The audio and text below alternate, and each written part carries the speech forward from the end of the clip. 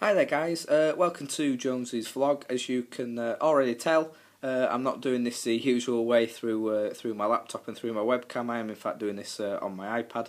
Having a few problems with my laptop at the moment, which has been one of the main reasons there hasn't been a video for a week, and why I also haven't been getting back in touch with a few people that have left some comments, just because it's a lot easier on my laptop. It's a bit harder to do it sort of individually on the iPad on YouTube. So apologies if I haven't been sort of responding to anyone on there, but that is the case. But I'm hoping to get the laptop fixed and up and running sometime this week. Yeah, apologies for that, but I will be getting back to people and hopefully having a few more videos up this week at some point. So anyway, yeah, just back from the FC Nurnberg game at Ellen Road. Pretty enjoyable afternoon, really. You know, it's a pretty decent atmosphere. The FC Nurnberg fans were absolutely mental. It was quite a different experience seeing away fans like that at Ellen Road. You know, definitely something we're not used to seeing. And you know, for I think it was 650 of them. You know, I think that's pretty good going, really. I mean, when you consider, you know, teams were bringing sort of 200, 300, 400 fans last season in the Championship. So yeah, that was really good. So it was a really good atmosphere going with them, and the cop was in fine voice. Some decent renditions of 10 German bombers in the air, and England, of course. So yeah, it was quite fun, really. So. But yeah, the game in general. I mean, quite a few fans seem to have been forgetting that, you know, FC Nurnberg are a fairly top Bundesliga team, so and they seem to be expecting a bit too much from us this afternoon. I mean, I think I just saw somewhere that FC Nurnberg actually beat Bayern Munich 3-0 last season. So you know, to only lose 2-0 at home to them today, you know, we've pretty done all right there, really. And considering that first goal, I mean, from where I was sat in the East Stand, I mean, it was very hard to tell, but it looked like it was a bit of a tough call from the linesman, so maybe a bit unlucky there.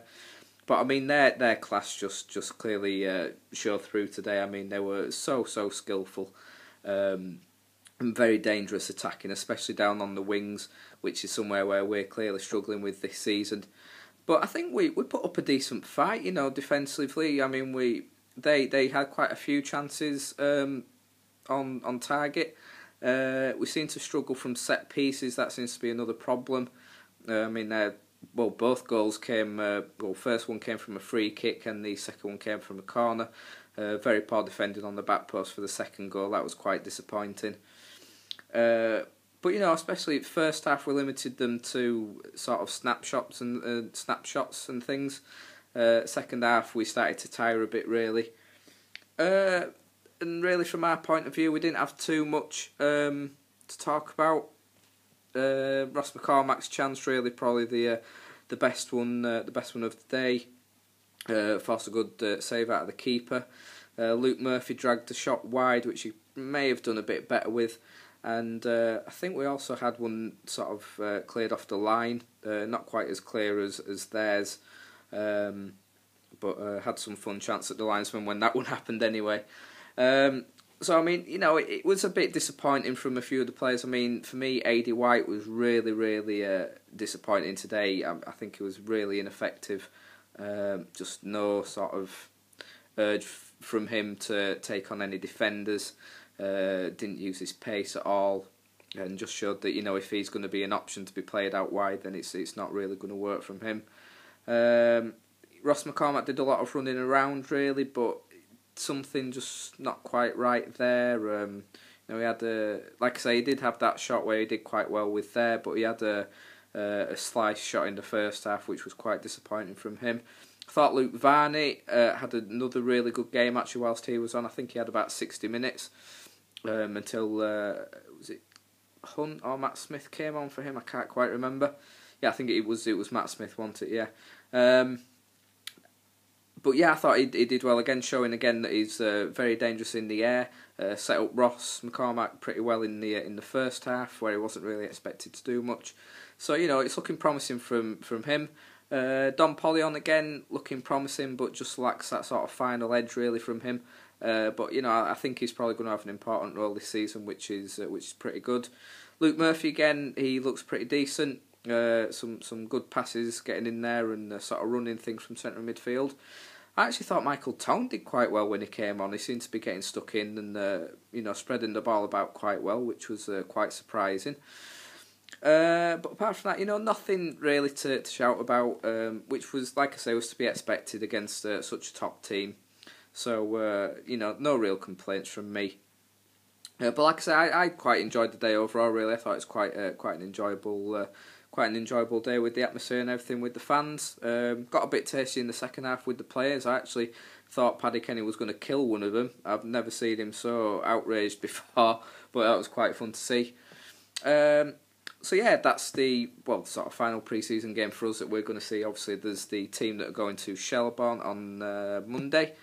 Quite a few first teamers in there. Like sort of Noel Hunt's going to be there. Norris, I think Norris is going. Ryan Hall, players like that. So you think, the players that are going there. Oh, Austin, of course, Rudy Austin's going to be in that squad. So you think the players that are going there are probably going to be the ones still that he's hoping to be involved this season. After the match, McDermott said it really is a case of one in, one out at the club as regards transfers. He didn't seem to say too much on Yorkshire Radio, but Phil Hay has since come out and said that apparently they've had an inquiry for a player and is hoping something may happen with that on Monday or Tuesday. So obviously that player can't be in the squad for Shelbourne, and I don't think Danny Pugh's in that squad from what I've seen. So maybe it's Sheffield Wednesday that's coming for Danny Pugh again. I think that's a player that we really need to get rid of. So, if we can get rid of him, hopefully that will free up, some wages and some money for Brian McDermott to bring someone in. He did say if one was to go out, then he'd definitely be trying to get someone in. So, if that could happen before the Brighton game, then that'd be fantastic news. But apart from that, it sounded quite, not downbeat, but, just saying again that we're probably not expected to get many more. If we had to get some more players in, it'll either be that one if that person leaves the squad, and then looking at the loan market, which is mentioned already. So nothing really much to report there. Injury wise, he said Sam Byram's not looking too good. He's not looking like he's going to be fit for the start of the season, which is it's quite disappointing. But there's no need to rush him back and cause any more serious injury. Same with Jonesy, I think, and same with Ashdown. You look at. For me, getting Byram and Juve back in the squad would be a massive lift. Obviously, Juve would be banned for the first few games anyway, just like Rudy Austin. He's banned for the first two, so it's Brighton and Chesterfield. I think he misses. So again, once we get Austin back and Juve and Byram, and if we do hopefully get a winger in, I'm hoping that's who McDermott would be targeting. I know he said he's been interested in Matt Mills, but I hope that it's a winger that he really tries to get in, because we just have no one decent enough out wide. People keep mentioning Ryan Hall, and he should be in there, but we really haven't seen that much of him last season to say that he's the answer to what we need out wide. Yes, maybe he needs more of a chance, but I think we've probably seen something from him by now. And McDermott, although he's not saying he's wanting to get rid of him, he's not saying too much about him. So